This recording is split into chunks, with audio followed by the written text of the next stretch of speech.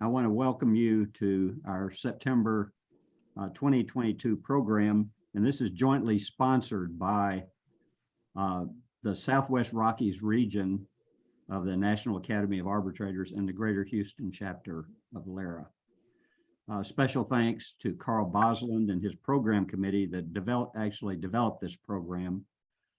And it was originally scheduled for the canceled February 2022 Southwest Rockies Conference.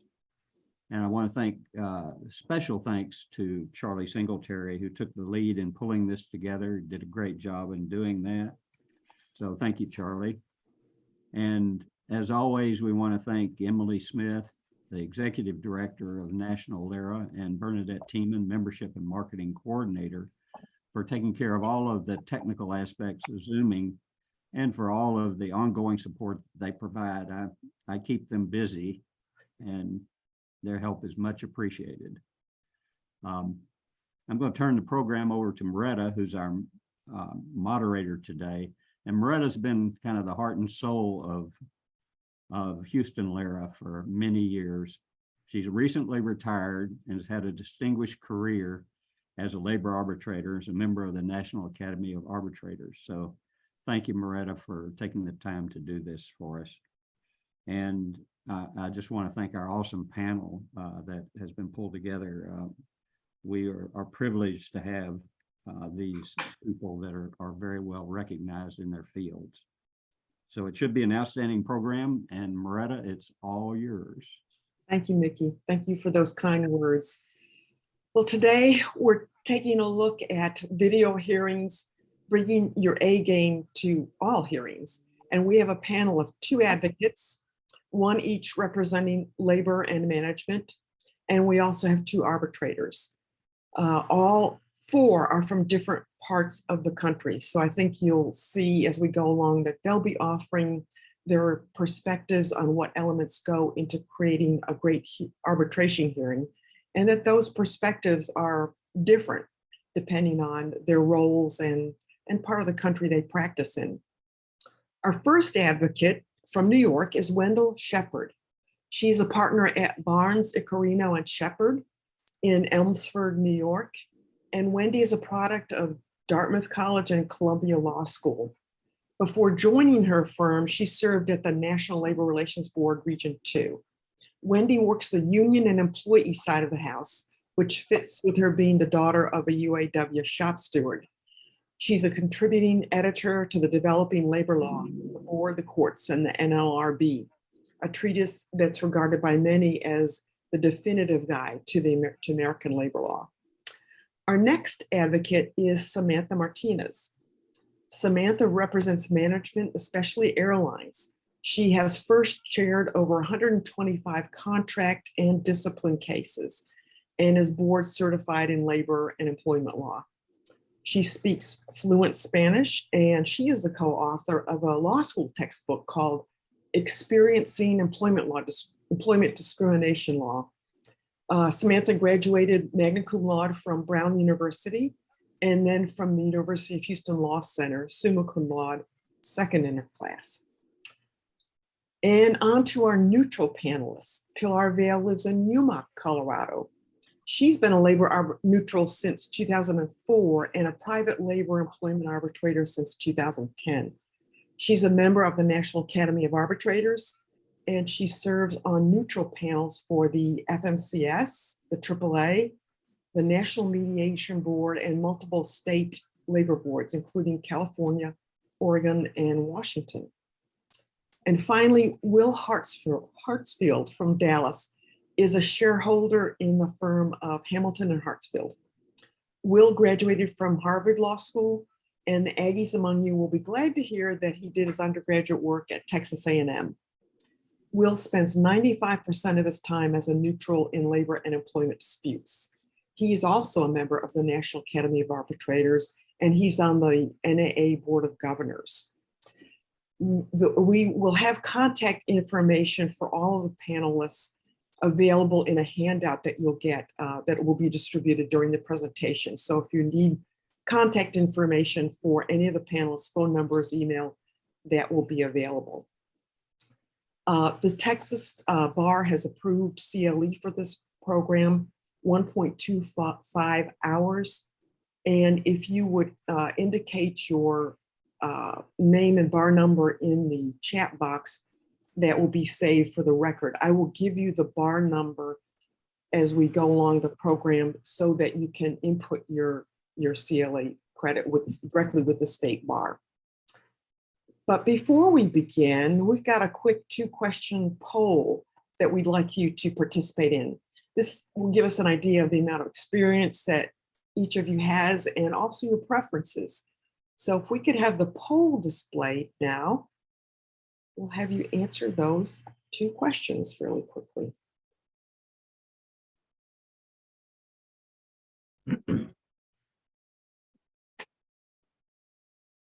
Here we go. Hopefully everybody can see that. First question is, how many video hearings have you done? And your choices are none, 1 to 5, 6 to 10, or more than 10. We didn't discuss if the panelists wanted to answer. I assume we do. It's true. Panelists, you may answer, absolutely.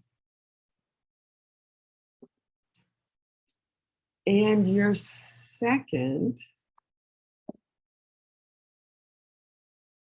is, what do you prefer? In person, video?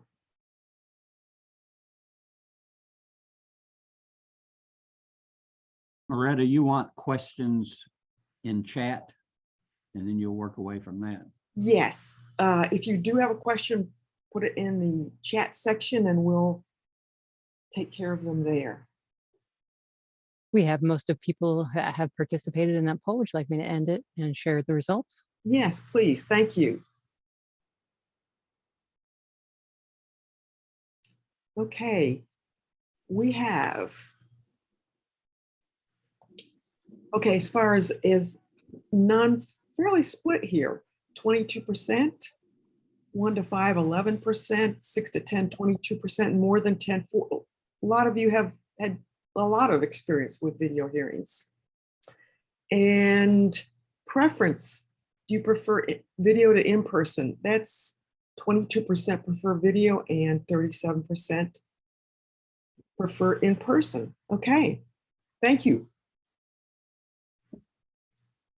Okay, before we begin with some of our substantive questions, we ought to get on the same page with our terminology. I think we all know what a video hearing is and what an in-person hearing is, but let's see. Pilar, could I ask you, how would you describe a hybrid hearing? Really, it's when any component of people are in person. Like a pure video would be every single person is appearing by their own video terminal. Hybrid, a lot of times it could be the arbitrator is appearing virtual. It could be only a few witnesses. It could be that one side is appearing virtually, but they are collected. They are in one single space.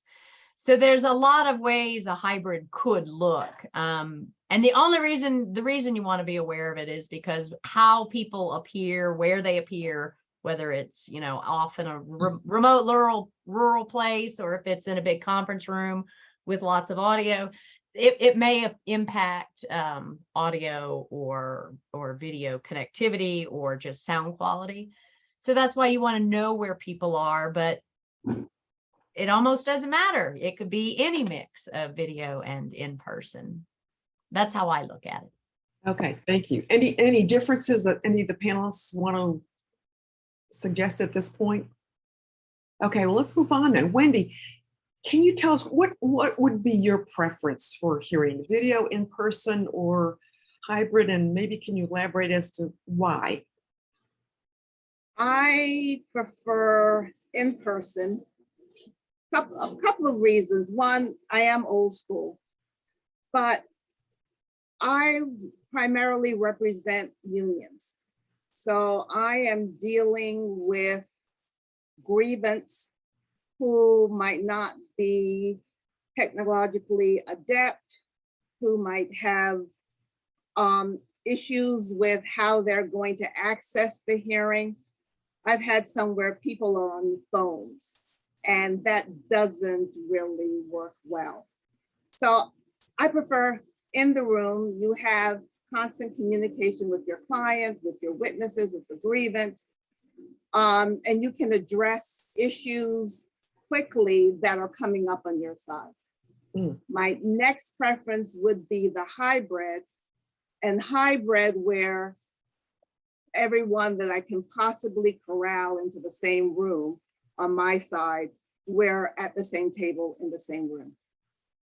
So those would be my preferences. And video, if you have to, you have to, but that is something that I don't go to as my first choice. So it's important to you to be able to have access to your clients and grievance and witnesses. Yeah, and it's quicker. Everything's in real time. Normally, if we are in a video hearing or we are in a hybrid hearing, I'll set up a text chain. So everybody on my side, and I probably have to divide it up as to the client and me, the client and the grievant, and maybe send that further out also as to who would be on particular text chains. So you can have private conversations, but not ideal, but if you have to, a text chain has worked. Samantha, do you have anything to add to that in terms of your preferences? Would you agree? I also like in person. I don't know if it's because I like the social aspect of things or the collegiality you have from being in person, which is harder in video. I sometimes joke, I was born in 1970 and I say I have 1 foot in digital and 1 foot in analog. Like I just, I grew up listening to records on a record player. But I find that the video hearing takes up a lot of real estate in my brain, and it takes a lot of I have to have a lot of things going on at once. And so it adds an additional layer of complexity for me, whether it's trying to figure out, if we don't pre-exchange exhibits, which for most of my cases, we're not pre-exchanging exhibits. And, I also will say my preference, I don't mind video. I can do video, but I think it makes a big difference the type of case that it is. So if it's a simplistic discipline case, we've all know what the set of documents are because we've looked at them since moment one, maybe some witness statements, a termination letter, maybe some prior discipline. We all know what's going to happen. And when it gets put up on the screen, it's not a big surprise versus I do handle a lot of complex multi-day contractual arbitrations. And then what we're doing is we're putting up documents to prove a contractual case for the first time. And I'm going,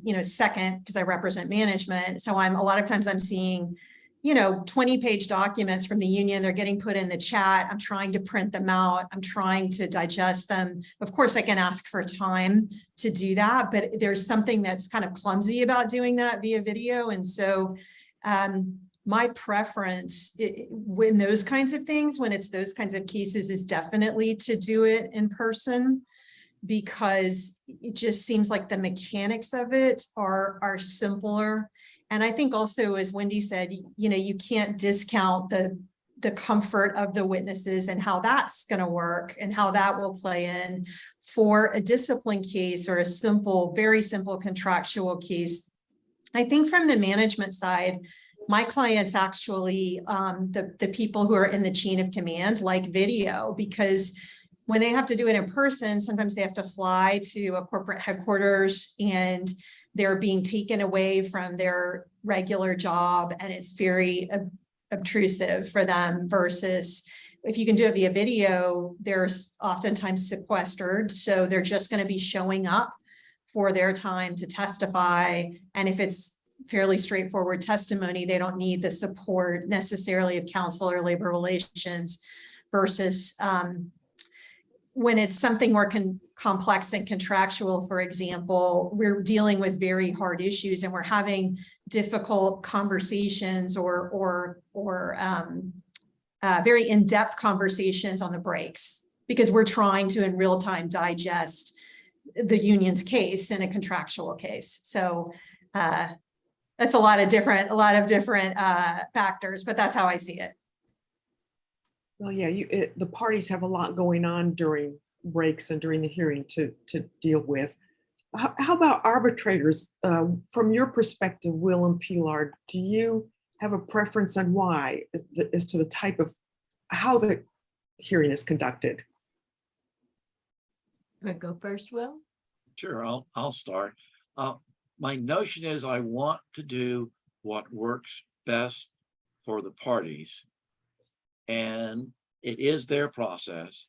And I've ended up doing a lot of hybrid hearings because, as Samantha said, one side often wants to bring in witnesses who are on the other side of the country, and it's for 20 minutes of testimony, and they don't want to spend the money. And if I sign a subpoena, that subpoena is not likely to be enforceable when the witness is on the other side of the country. Or if it is enforceable, it's going to be expensive to enforce it if the person doesn't want to travel. So that's been my experience, is a lot of folks prefer it to be that way. And I haven't been in this circumstance, but I can imagine as an advocate, there may be some witnesses who prefer, even on the union side, to do it remotely because they'd rather be in the comfort of their home than in a hotel room where there are all these folks staring at them, depending on how the room is set up. So I think it goes back to the advocates talking to their clients to find out what works for them, what works for their case, and then for me to accommodate that. Okay, Pilar, anything to add to that? Or I would say I think everybody agrees. It depends, you know. I was surprised to hear Samantha say about the document cases is what she would see it being especially helpful, video versus a discipline. I always just kind of in the back of my mind assume that advocates would feel the reverse, that they would be more keen on in person when it's a discipline is usually more apt to have contested factual testimony, as we know. The biggest drawback I see, obviously cost savings, efficiency is fantastic, but the biggest drawback is that kind of flat effect. And then probably my personality, I feel like I've got to be vivacious and make everyone feel that no, I'm engaged and know that I'm looking at them and they're included. And that it takes so much bandwidth. You're having to focus on other things than just watching the record and handling procedure. So it depends. okay, thank you. Let's go on then. Will, could you maybe define what makes an outstanding hearing, or what might be the best elements for an A-game hearing? Well, from my perspective, it starts with what I just said a few minutes ago, which is that I let the parties own the process and we set things up the way they want to do it. And there's the least amount of intrusion by me in terms of their presentation. Now, ideally, when they're setting up the in-person hearing, they set it up so that I'm able to be able to hear the witnesses, be able to understand what documents they're looking at, and that folks are asking questions that are short. Folks are asking questions when it's their witness that are not leading. So it's the witness testifying, not the advocate, that they've been able to reach agreements on the exhibits. So all the exhibits come in, they've reached an agreement on the issues. So that's in front of me at the very beginning. So I know from the start what it is I need to be listening for. And my notion is that I want to convey to them that they're getting the opportunity to say everything they want, so that when I leave that room, they know they've had the best chance to put all the information they want to put forward. So I'm making a decision based on the information that they think is important. And one of the things that I do that may drive some advocates crazy is I say, I'll let the advocates make their record. So I'll get objections to hearsay, I'll get objections that it's not relevant, and I typically overrule those on the notion that if you think it's important for it to be presented, I want to hear it. And to make sure the other side isn't too concerned about I'm letting hearsay and irrelevant information is, I'll give that speech. If I'm letting you make your record, that doesn't mean that I'm going to rely on it. And depending on what it is, for example, in hearsay, where it is truly hearsay, where it's being offered for the truth of what somebody told the witness, I'll often go on, and you'll need to link that up for me in order for me to understand why it is I should rely on that information, because the other side doesn't get to cross the person that you're saying made this statement and you're relying on this statement to be true. They don't have the chance to test the person's memory, etc. So I'm hoping that that's enough to give comfort to those who may not like the ruling, but understand that I'm giving both sides an opportunity to present their material. And just because I let you present it doesn't mean that I'm going to be persuaded by it. Okay, thank you. Do the advocates have anything to add to that? Wendy, sounds like you might. Yeah, do you, this is a question for the arbitrator. Do you normally have a pre-hearing conference, particularly the video hearings and the hybrid hearings with the advocates in order to set up the parameters and sort of set up any issues with documents? I was really feeling for Samantha when Samantha was talking about getting these documents during the hearing and having to go through them while on the video.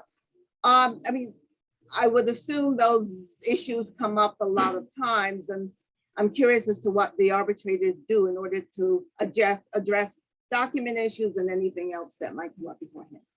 My baseline expectation, if it's a video hearing, is that there's gonna be a pre-hearing conference, unless everyone has done plenty of video hearings and they understand enough of how it works that we can do it by email. But basically, we got to know, when are we going to exchange documents in advance? How? It's going to have to be electronic. I also want hard copies. And I'm not going to print them out if it's over like 50, 60 pages. But a lot of people, it sounds like Samantha and y'all don't want to necessarily exchange documents in advance. There's ways around it. You can submit them to the arbitrator, and it can be in a private zip drive that the arbitrator would only open for the purposes of making sure he or she could access those documents. And maybe the parties could agree similar amongst themselves that they would be able to open them just to confirm that might not work. I don't know. Y'all have to talk that out amongst yourselves. But the whole purpose of the planning conference, or by email chain, if you can do it by email, is to address these kind of logistical issues. How are you going to get the documents? In what format? Is there anything that needs to be sort of preserving the integrity or confidentiality until the time of the hearing? For a lot of advocates, that doesn't matter. They figure, the record is what it is, and everyone knows it at this point. But other advocates or other cases, they may want to have something tucked away as potential rebuttal witness exhibits or witnesses, for instance. And I just look at all that is manageable by conversation in advance. Thanks, Pilar. We also have a comment from Lynn Rubinet, who I know practices as an arbitrator and neutral. And she said, yes to pre-conference call for video hearings. I find it is essential for making it go smoothly. Thanks for that comment. And Will, do you generally do pre-hearing conferences for videos?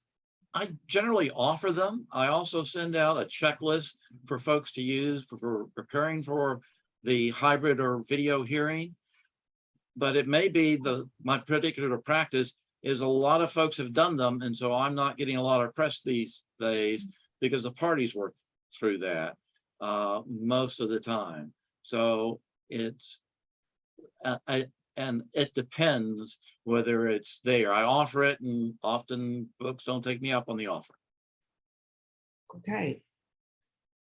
Samantha, I'm Quick question to the advocates from the arbitrator. Do y'all generally expect pre-hearing conferences now, or do y'all feel like we've done it often enough that we can do this by email chain now, as far as the pre-planning? Yeah, that's how I feel. I don't necessarily think that we need a conference. I do think that the issue about providing exhibits in advance is a complex one, because for the work groups that I represent, well, let me say it a different way, for the work groups that I represent the company with those work groups, they have, they've negotiated their agreement in such a way as to have given a lot of thought and time as to whether or not we provide documents in advance. And so I remember in the beginning days of doing these video hearings, there's a lot of pushback on, well, I don't want to give my documents to the union a day or two before because we've never done that before, and vice versa. And we're really changing the obligations between the parties and the way things have been done. The other thing that's complicated is that I generally only end up using about 1/2 to 2/3 of my exhibits that I plan for, because, I don't know necessarily how the union's case is going to go. It's very little discovery, if any. And so, I would hate to send all that over to the union or even to the arbitrator. Sometimes, obviously, I have to. I think now the new normal that we do at the end of every video hearing is we go through and are like, okay, what exhibits do we have? It's 2, 7, 14, that kind of thing, that we didn't have to used to do. I think there needs to be some sort of communication. Email works, conference works, but there needs to be something other than just showing up on the day of. I wrote in the best practice guide that the days of ambush arbitration are over for now. I think kind of the case. Oh, I'm sorry. Go ahead, Maretta. Yeah.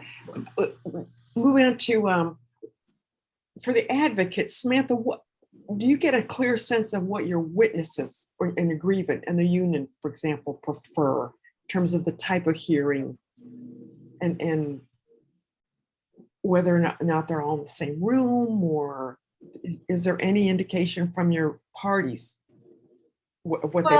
Yeah, I think I had said before that, it's different for me. There's different constituencies. Like I said, I really mostly do airline work. It's just kind of how my practice has developed. And so generally I'm dealing with some sort of general counsel, person. And then I'm also have a labor relations person that I'm dealing with. And then I have the actual chain of command who are, living and breathing these issues that we're talking about in the arbitration. And so I think everybody has a little bit different perspective on it. As I said before, a lot of times I do think if the management, the actual managers can keep their time attenuated, they like that. But I also think I always in the old days when we were always in person, they would 9 times out of 10 say, I'm so glad I was here. This was very helpful to me in terms of understanding what happens when I mete out discipline. This is the end game potentially. This is really good for me to know. I'm very respectful. I always try to be super respectful of the grievant if it's a discipline case. I mean, even in certain contractual cases, there can be personal feelings involved. And I do want to I try to always introduce myself to the grievant. That's a little bit hard on video too, but I always in the old days would, shake the grievant's hand and say, so nice to meet you. I'm sorry it's under these circumstances, but it's, so nice to meet you. And I just feel like it's for a discipline case in particular, it's really their time and they need to feel heard. And so obviously I'm going to punt to Wendy on what the grievant wants, but on my side, I think it's a little bit of a mixed bag. I think on the labor relations and general counsel perspective, we like in person generally for the reasons we talked about before. I represent primarily locals.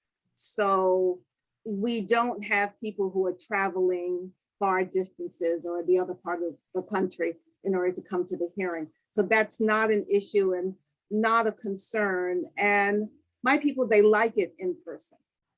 And they also like having the grievant there with them because it's a new process. It's something the grievant is not necessarily experienced with. And sometimes it really helps to tamp down the emotions that people can get a bit angry and emotional when it comes to these things. So I think my people, I have not heard anyone complaining about being in person. I've heard them complaining about video, and they're the ones who say, can we do it in person? Okay.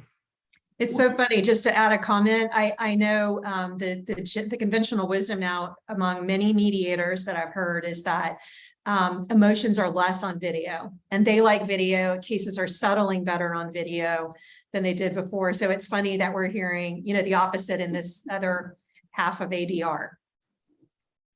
Well, given that there is maybe a slight preference, but a preference for in-person hearings, how do you replicate the feeling of an in-person hearing in a video setting? What are some of the nuts and bolts, and how can you make a video hearing more personal, or given the feeling of an in-person? Pilar? So a lot of that is just trying to keep in mind what people are used to. We are used to, we're all going to come in a big room, and I'm going to know this group on this side all belongs together, and the person sitting close to me is the attorney, and they're going to tell me which side is which, because they do sometimes mix it up.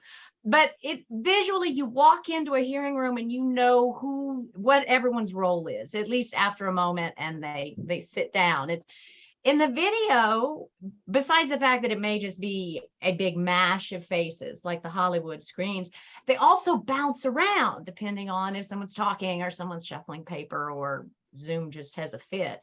So it is very hard to keep track of and feel really grounded in it. And it's a disembodying sensation, period. So I just like to go into it keeping all that in mind. So it's going to be lots of little niceties. They're going to come in through a lobby because you got to protect security and confidentiality. You got to screen them. So you should have an introduction in your lobby. People should know when they come to your virtual lobby, oh, I'm in the right spot. So mine says, for instance, you're in Pilar, arbitrator Pilar Vaile's hearing room.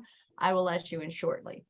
If someone comes in and not everyone is there, I'll send them a message in chat to the waiting room, whoever's there, saying, I'll let you guys in whenever everyone arrives. So that way they know that someone is on the other side and they're waiting for them and they know they're there. When they come in, you introduce yourself, you introduce them, you rename them with, or ask them to rename themselves with their name, their affiliation.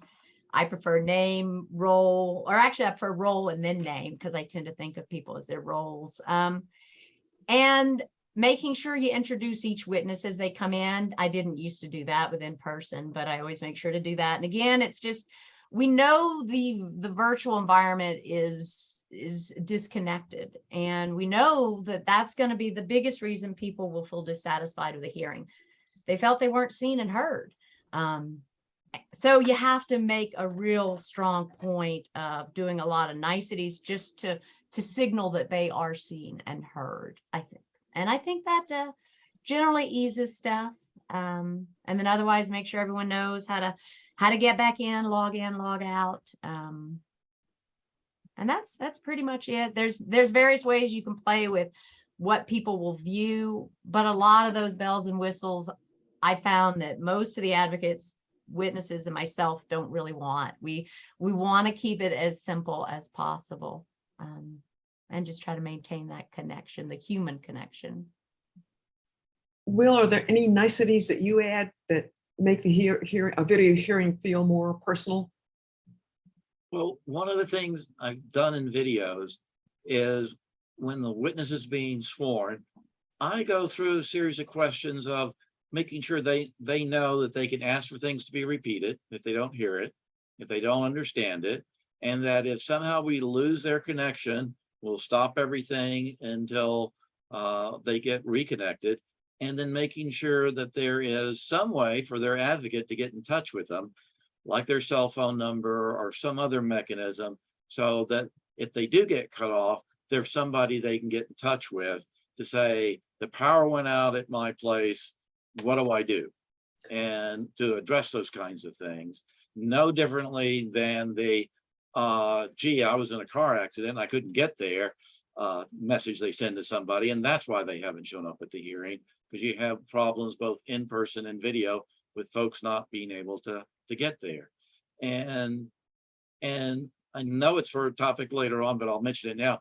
And some of the things I was doing in the video, I now carry over to the in-person, because I also think it's important for the witnesses in person to know if they don't hear the question or they don't understand it, it's okay for them to ask for it to be rephrased.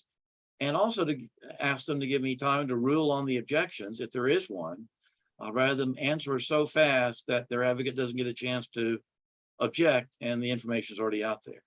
So there are a number of things like that that I became more aware of and sensitive to in doing video and hybrid hearings that I now carry back over into the in-person hearing, and particularly using people's names more often in the in-person hearing.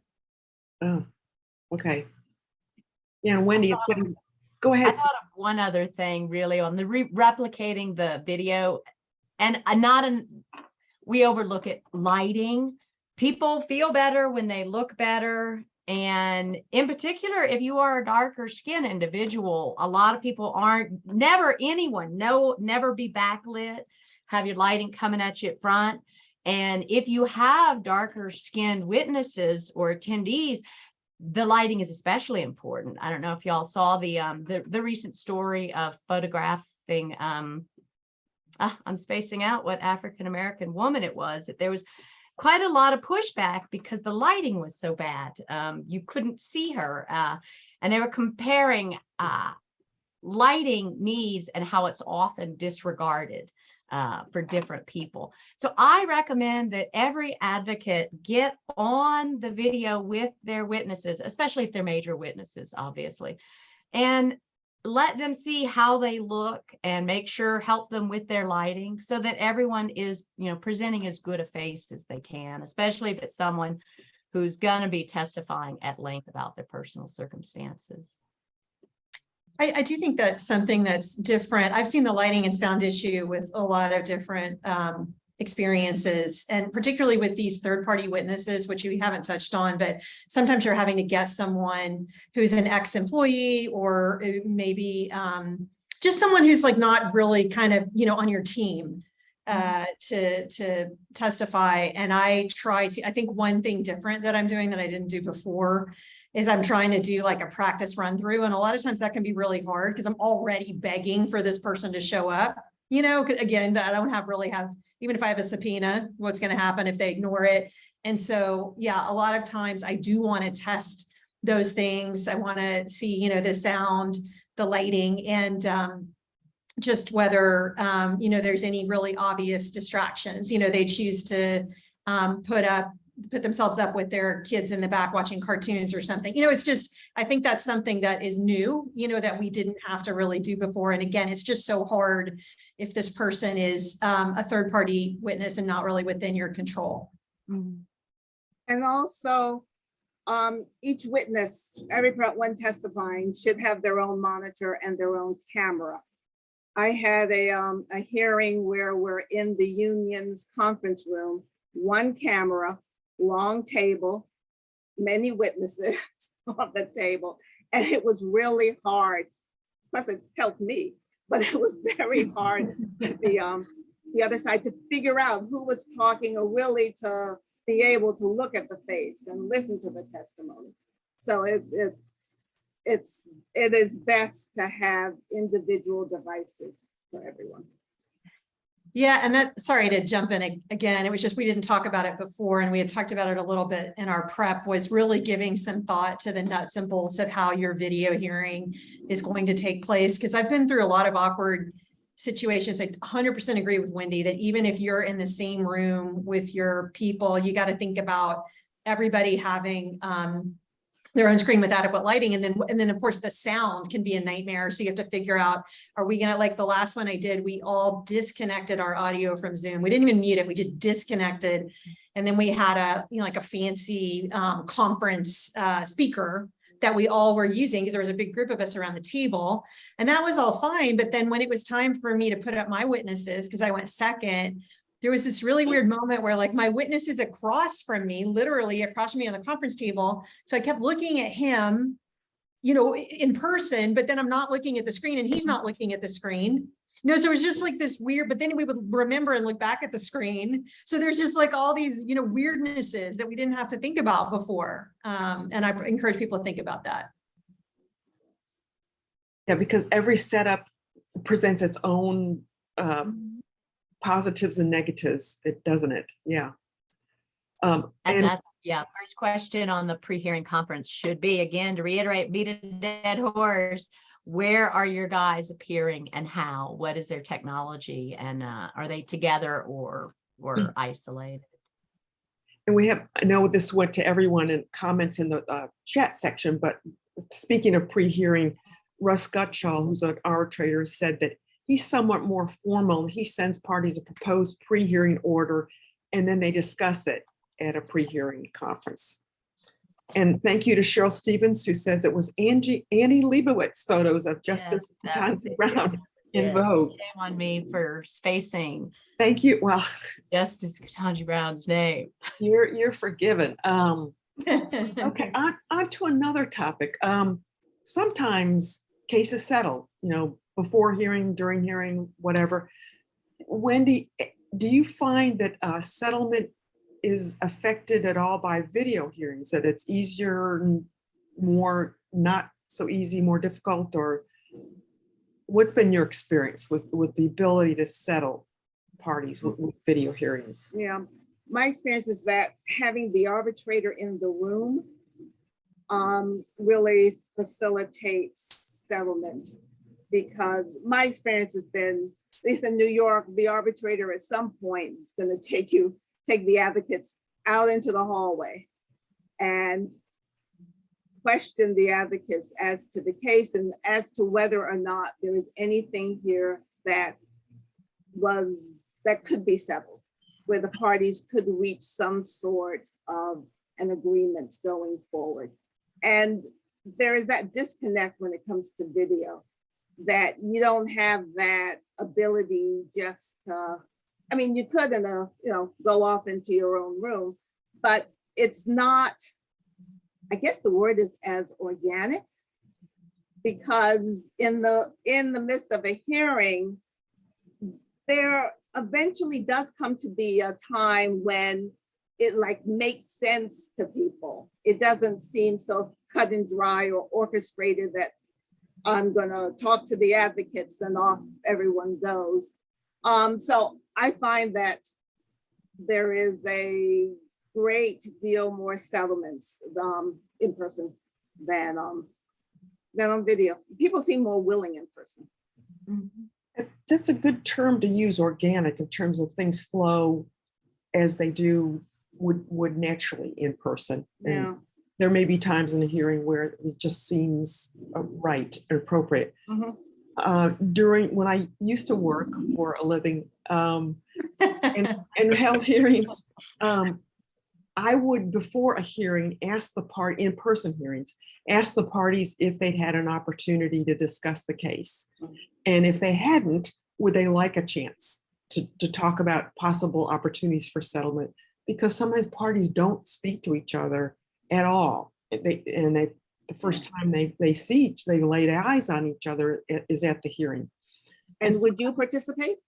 I do not participate in the settlement discussion. I just let them go, and which I think is similar to Will's philosophy about this. Will, when this was brought up, said, "Hey, I don't get involved in this." Is that right, Will?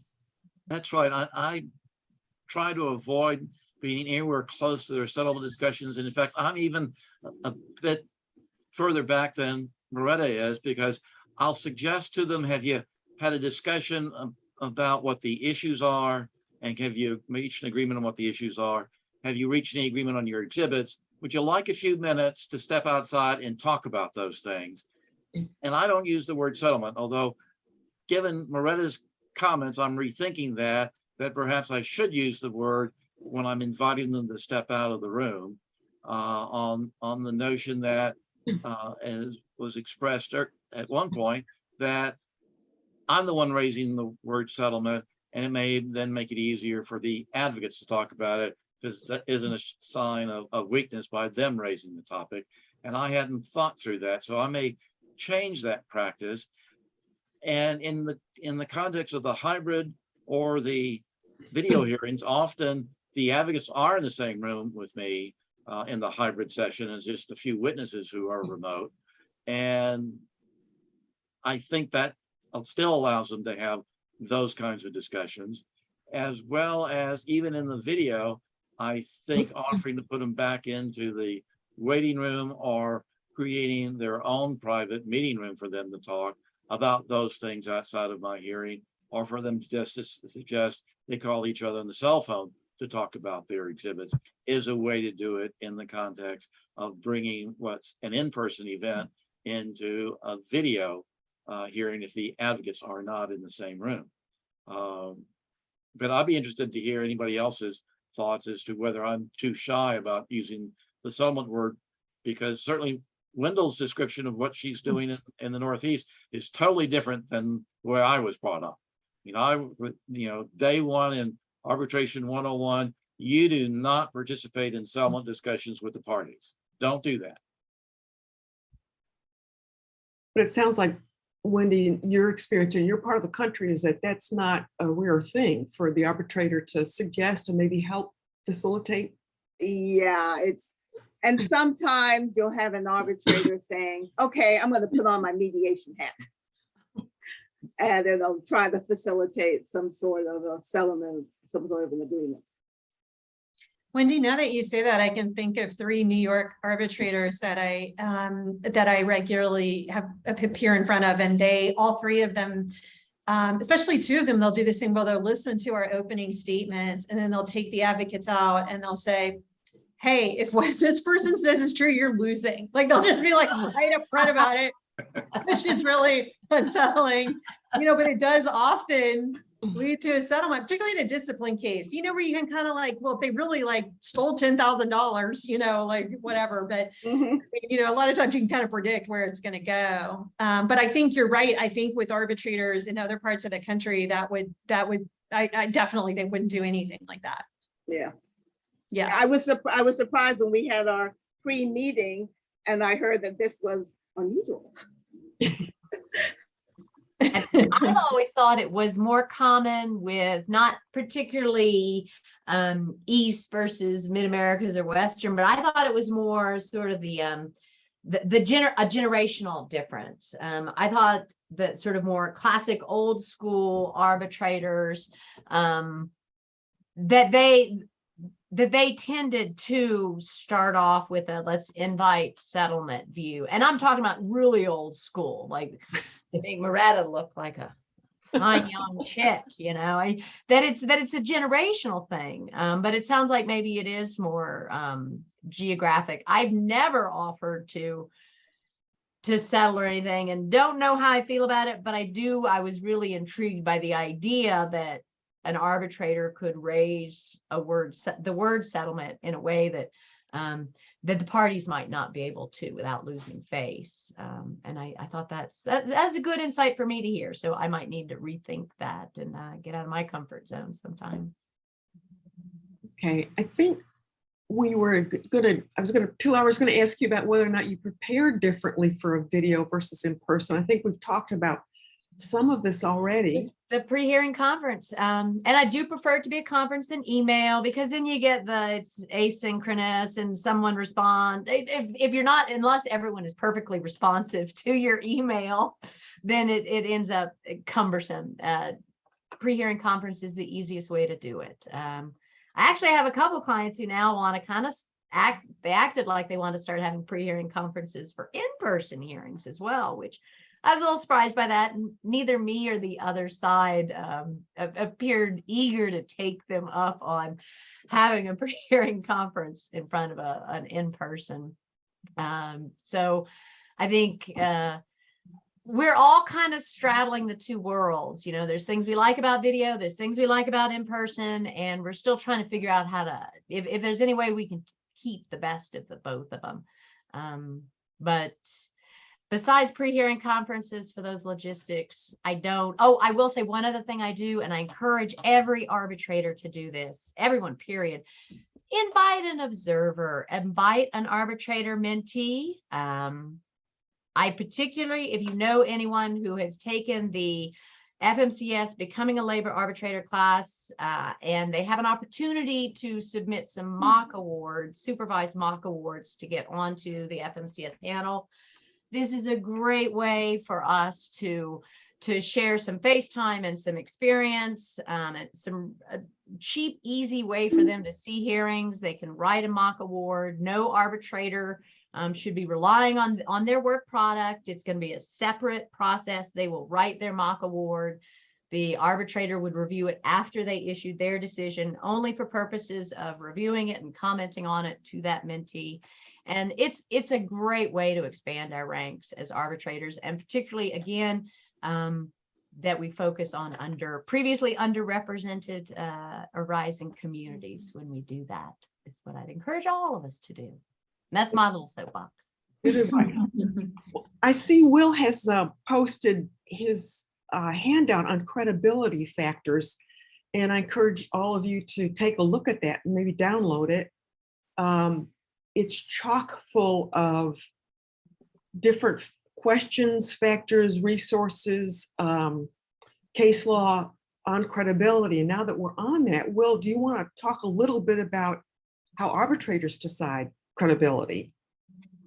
Well, I think it's interesting that in our discussion so far, none of the advocates have said that they're concerned about credibility determinations by the arbitrator because the arbitrator was appearing by video.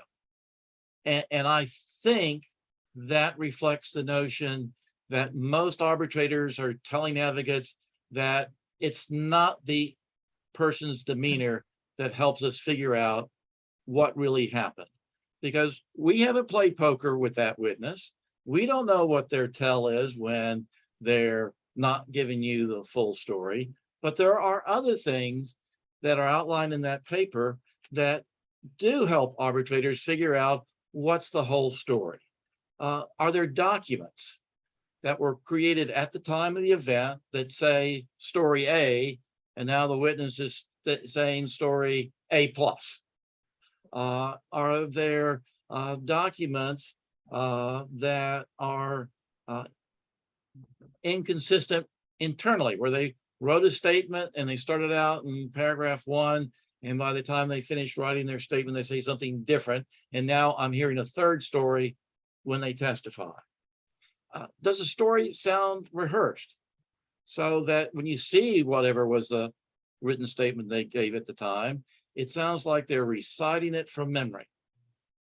And then there's practical things for the advocates to do is, again, when it's their witness, is to ask short questions, because that allows the arbitrator to understand the question and the answer, and to avoid rambling questions where the arbitrator may get lost and the witness may be getting lost and may not be answering the question that was intended to be asked. Now, I'll ask to clarify things that I don't understand once the advocates are finished with their questions. And then if I've asked that clarifying question, I'll let the advocates have another chance to ask questions in case I misunderstood something. But there's other things that you can bring out of, was the witness paying attention to the event? Does the witness have a reliable memory? Do they have an eyesight problem? And you'll see in the paper where I do some links to My Cousin Vinny, and one of the famous ones, and this is one you'd have to do in person, is where he's taking that tape measure from the witness who's got those thick glasses and testing whether she could really see something. Or similarly, it's a nice moment when he's in the same room as the witness, where he's taking the witness through the dirty window, the dirty screen, the trees and the bushes, of whether they could really see what was going on. And then he also does one where he's testing the memory of the witness who said that there wasn't enough time between when the guys went in to do their shopping and left and when he heard the shots. And Vinny then goes through the whole thing of, well, when you were cooking your breakfast and you were starting to cook and then you were eating it at the end and you fixed grits. and gets the answer that, yeah, and were they instant grits? And the fellow says, no, they were regular grits that I cooked, and goes through that. So there are a lot of ways for folks to be able to test the reliability of witnesses and figure out what they want to do. And I've compiled that list from a whole bunch of folks who've done a whole bunch of writing. So it wasn't my original thinking. That goes back into the 70s, where arbitrators were writing about what it is that they use to find credible. And there's one point to make about mixed signals and mixed demeanor, is I do think that someone's words can be helpful when the witness provides a lot of details that weren't asked for in the question. When the witness takes a long time to finally answer the question, maybe they're stalling to figure out what's the answer that will best suit their purposes. Maybe they provide too many details and they are giving exaggerated answers, or they're speaking in the third person. So there's a lot of things you can listen for in their speech patterns. Some folks may call that demeanor. I think that's helpful to figure out whether somebody is telling the truth, depending on the words that they're using, particularly if you're cross-examining them and you're asking them questions about events out of order, and they have a tough time answering that question quickly because they didn't really experience the event that way, perhaps, as opposed to if you take them through chronologically and they've memorized that as step 1, step 2, step 3, and if you mix those questions up with them, they can't follow it.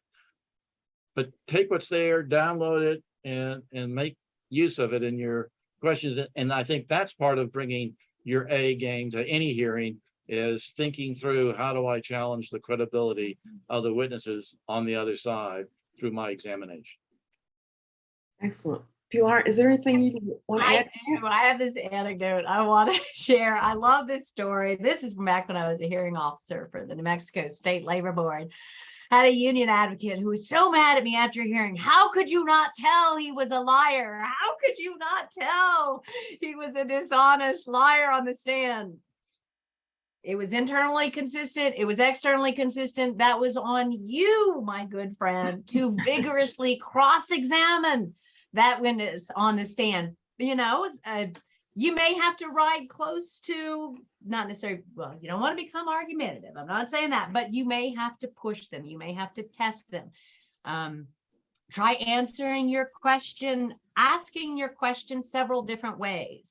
I know myself, I will generally reject an asked and answered objection for several iterations, as long as they're tweaking that question. And that is a good way, I think, to kind of test your witness.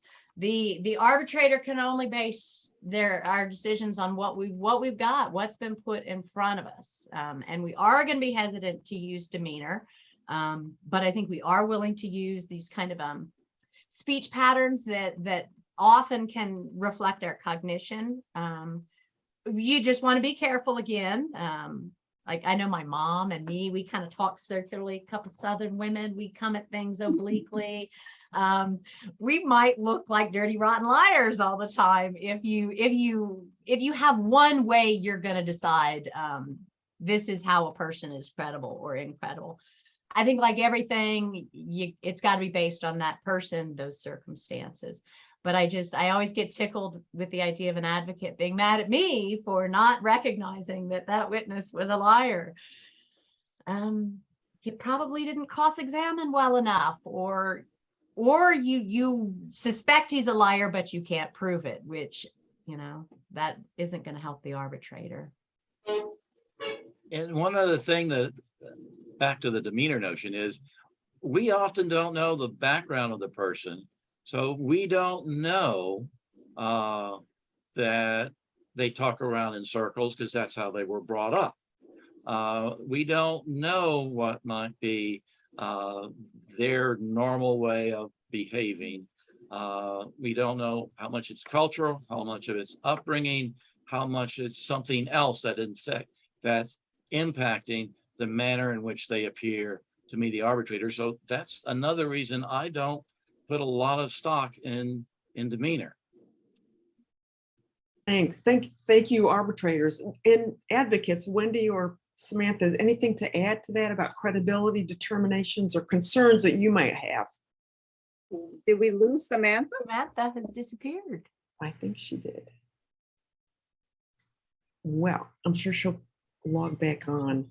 Back in. Anything to add, Wendy, about credibility or your concerns with your witnesses or prepping them, you know, in terms of instructions that you might give them that would go to credibility? No, you tell the truth, you tell it as simply as you can.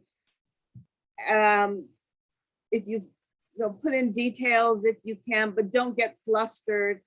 Just take your time, make sure you're comfortable with the question that you're asked, make sure you understand what it is the person is asking you, and understanding that you're the witness, so you've got some control here.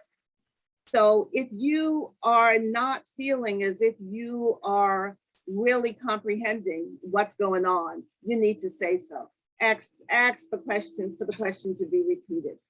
Make sure that you are being the best witness you can be. That's usually my go-to.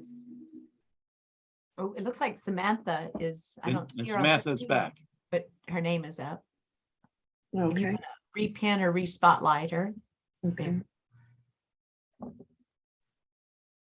Here we go. While we're This- still waiting for Samantha to come in, I'd like to put a question to Wendy on, do you always prep your witnesses more or less the lines of what you've just described? And do you have like a sort of a benchmark about how much time you spend prepping your witnesses? It all depends. Mhm. Some people can take days. You just gotta go with the flow, go with what you're given, and see how they respond, see how they answer, and figure out how to get to their comfort level. Mhm. Because it's not the same for everyone. And there are people who will fight you from here to there to give an answer. So sometimes it does take time. You gotta be willing to put it in. Pilar, as an arbitrator, how do you think advocates can help the arbitrator with credibility? You know, are you thinking of certain instructions that advocates know, might give? I don't give any special instructions except for now witness oaths on video hearings. If someone has, particularly if a party's indicated they have unease about coaching. And then it's basically, you're not going to refer to, do you hereby state and agree that you will not refer to any social media, text, email, or any other communications while you're testifying. I do give there was another caution, it occurred to me, I give. You could tell people they could turn off their video so they feel more comfortable. And generally, I want the advocates to at least call out every document, even if only for, just the base authentication and a page. Signal to me to what you want me to look at. I'm going to touch every page in the record after the hearing, but I would like you to weigh in on if there's something in particular I should be looking at, because you don't want me wandering off the reservation. I can't say that anymore. My apologies. You don't want me wandering into rogue territory because I didn't understand the reason you're specifically wanting me to look at this exhibit. And then vigorous cross-examination. Test those little inconsistencies. If they're too pat, try to rattle them a little bit by shaking up the chronology like Will described, or that kind of thing. That's what I like to see the advocates do. Okay, thanks, Pilar. Will, how do arbitrators show advocates and the parties that they're listening carefully? What kinds of things do you do in a hearing? Well, you keep your eyes open. But one of the things is reacting to what they're doing. So when they finish questioning a witness, is to say, do you have any questions, with using the name of the other advocate? So you realize that they've stopped. That if they slip into jargon, and they're using an acronym that I'm not sure of, is to, at a stopping point, say, excuse me if I may interrupt, let me be sure that I understand when you say such and such and such and such, you're meaning this term, and get them to clarify those kinds of things. Also to, at times, when they refer to the exhibit but didn't offer it, is to say, well, do you intend to offer that exhibit? And one of my practices is, and it wasn't just in the videos that Samantha was referring to, in all my hearings, at the end of it, I go through, my notes reflect, I've admitted these exhibits for the union, and I've admitted these exhibits for the company. Is my list right? Just in case I've missed something, wrote it down wrong, and that's another chance for them to pick up and go, oh, I meant to offer such and such. So I think those are all ways to indicate to them that you're paying attention. Some of those as you go along, some at the end, with that notion that you're asking, do they need a break? Are you ready to proceed with your next witness? Do you need a few moments to get your next witness here? All those kinds of things, I think, signal, whether it's in person or whether it's on the video, that you're paying attention to what's happening in the room. And I do give an explanation for the video hearings that I don't give in person. And that is that in the video proceedings, I've actually got 3 monitors in front of me. So they'll see me looking to one side or the other, depending on whose exhibits I've got displayed on which monitor. And that I take handwritten notes. So they'll see me sometimes looking down like this because I'm taking notes. So I'll explain to them some of my body language so they don't think that I'm doing the crossword puzzle from the daily paper as I'm down here doing this, or the same thing that I'm reading my email when I look to my left or right, that I explain to them why I'm doing those things. So I think all those are things that give them some comfort about it. And typically, I don't use a background when I'm doing a hearing, so they can see the office. I'm careful about it so that what's on the top of my desk can't be read by somebody else, but that's what I try to do to convey to them that I'm paying attention. And unlike, I think Pilar said, she wants them to send her the hard copies if there are a lot of paperwork.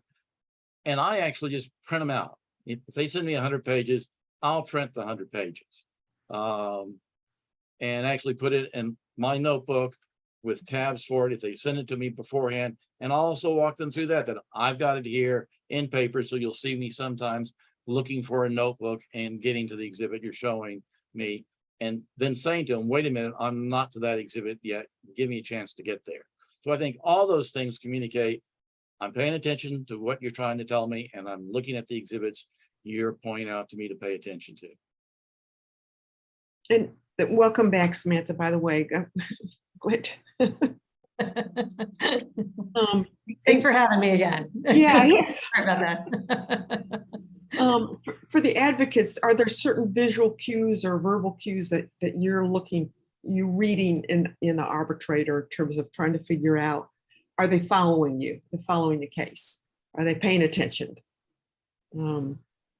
I think for me, the obvious, a lot of times I ask my my colleagues, my companions, in the arbitration to help me figure that out, because I'm often so focused on the witness and opposing counsel that it's hard for me to watch the arbitrator. And I would hope most arbitrators would jump in, whether it's in the moment or at the end of questioning if they're confused about something. I actually, especially in a contract case, would love if they would jump in real time, because I would hate for them to be confused for an hour.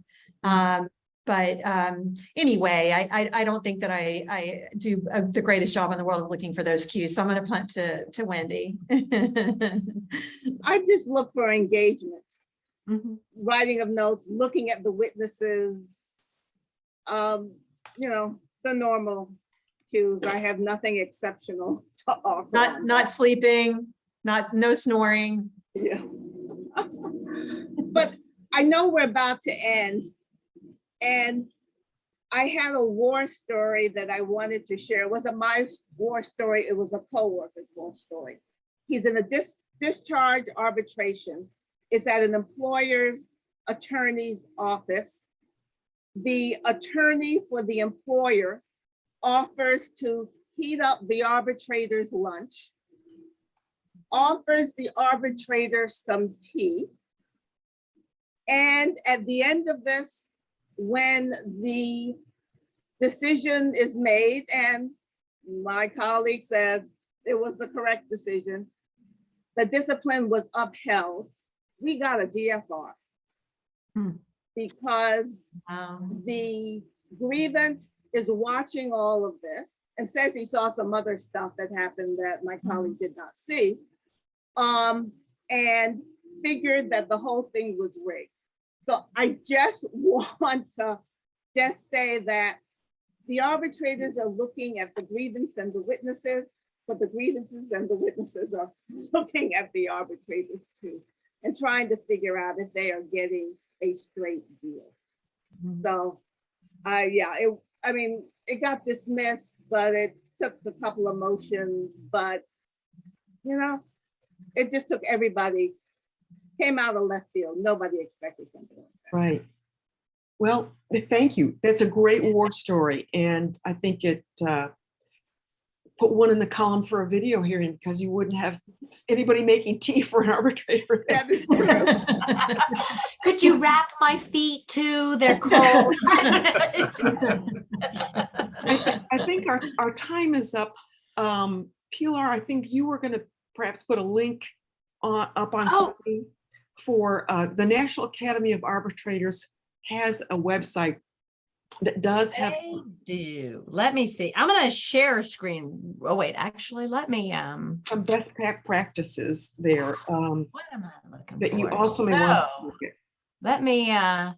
There is. I have just a few links on here. The quick recap: 4 main criteria you need: reliable audio-visual connection. We have the technology. You know, that's not an issue. Effective use of platform controls. It's a little trickier, but the NAA has tons of resources.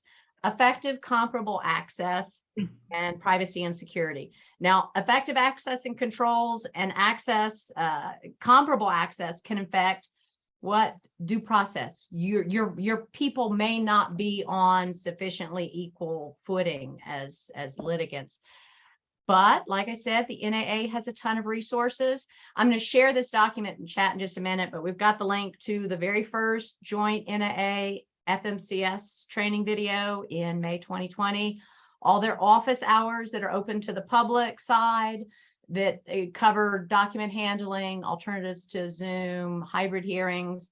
And you've also got the NAA best practices. So I am going to put all that in. Put this little document in chat if I can. And while Pilar is doing that, she put up earlier a link to what she termed were a number of other credibility factors that folks may want to look at, and the easy ways for them just to save the chat. And I'm looking for where that was. She gave us something for it. 35 MSPR 453. The Hillen, HILLEN factors, and she put a link to that in the chat. And so that's another good resource for credibility determinations. Thank you all for participating. Thank you to the panelists. You were outstanding. And to Vicki Brock and the Houston LERA chapter, the Southwest Academy of NAA, and especially to Emily and Bernadette for hosting this on the LERA platform. We thank you so much. And the Bar Texas CLE number should be in the chat section for you to input your CLE credit if you need it. Thank you all. That's all I have. Thank you, Maretta. Thank you. Thank you. Thanks, everyone. Have a great day. Great job.